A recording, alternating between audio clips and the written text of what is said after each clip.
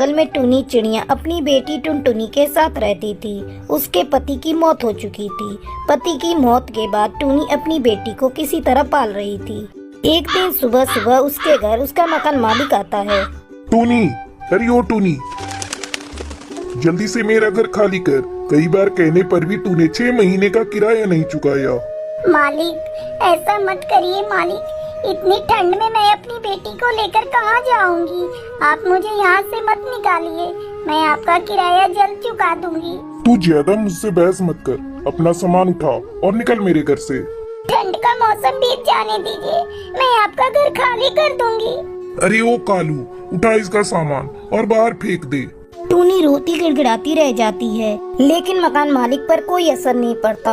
वो टूनी के घर का सारा सामान बाहर फेंकवा देता है और घर में ताला लगा देता है।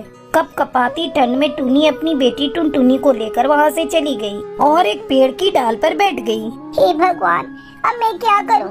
कहाँ जाऊं अपनी बेटी को लेकर? ठंड तो बढ़ती ही जा रही है। माँ, मुझे ठंड लग रही है।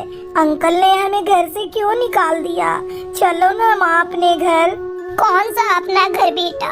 वो घर अब अपना नहीं है। जब से तेरे पापा की मौत हुई है, मैं घर का किराया नहीं दे पाई थी, इसीलिए मकान मालिक ने हम लोगों को घर से बाहर निकाल दिया। ले, तू ये चादर ओढ़ ले, तुझे ठंड नहीं लगेगी। और तू ज्यादा परेशान मत हो, मैं जल्दी ही दूसरा कोई नया घर ढूंढ लूंगी। इस तरह कई दिन गुजर जाते हैं, पर टूनी को कोई दूसरा घर नहीं मिलता। ठंड की वजह से टुनटुनी की तबीयत खराब हो जाती है। हे भगवान, टुनटुनी को तो बहुत तेज बुखार है। टूनी अपनी बेटी को लेकर अस्पताल जाती है। डॉक्टर, मेरी बच्ची को बचा लीजिए, इसे ठंड लग गई है। इसके अलावा मेरा इस दुनिया में कोई नहीं है। आप मत रोइए, मैं अभी इसे दवा देती हूँ, जल्दी ही ठीक हो जाएगी।